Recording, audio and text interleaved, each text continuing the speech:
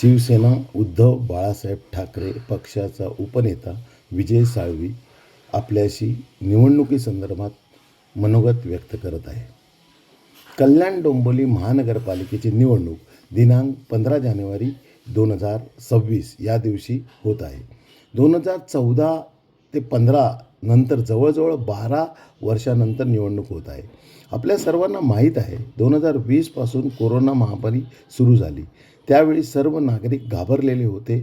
त्यावेळी मुख्यमंत्री असलेले माननीय श्री उद्धव बाळासाहेब ठाकरे यांनी सर्वांना कुटुंबाप्रमुखाप्रमाणे आधार देऊन धीर दिला व कोरोना प्रतिबंधक उपाययोजना युद्धपातळीवर राबवली.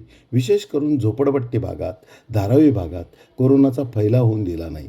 त्यामुळेच माननीय उद्धवसाहेब ठाकरे यांना संपूर्ण देशात प्रथम क्रमांकाचे उत्कृष्ट कार्य करणारे मुख्यमंत्री म्हणून गौरवण्यात आले.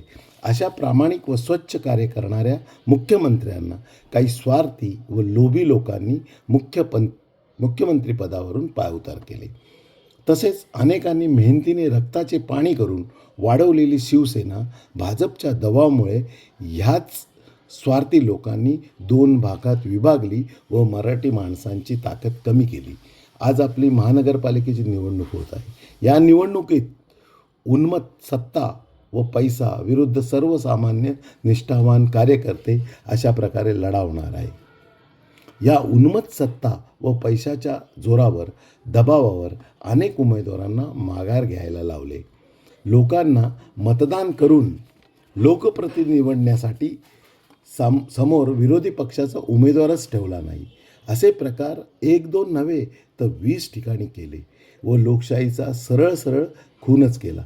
आणि आता ज्या निष्ठावान प्रामाणिक उमेदवारांनी करोडो रुपयाचा आमिषे व पोलीस व इतर सरकारी दबाव धुडकावून लावला, त्यांना पैसा व सरकारी यंत्रणेचा वापर करून पराभूत करण्याचा हुकुमशाही प्रकार सुरू आहे.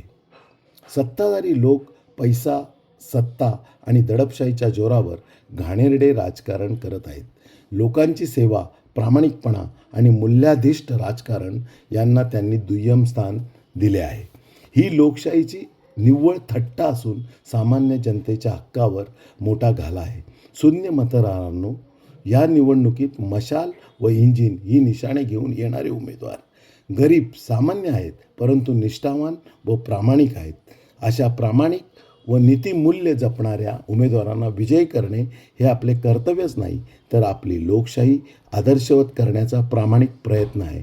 म्हणूनच आम्ही कल्याण डोंबिवलीतील सर्व सुज्ञ मतदारांना कळकळीचे आवाहन करतो की सत्ताधाऱ्यांच्या खोट्या आश्वासनांना, दबावाला आणि पैशाच्या आमिषाला बळी पडू नका.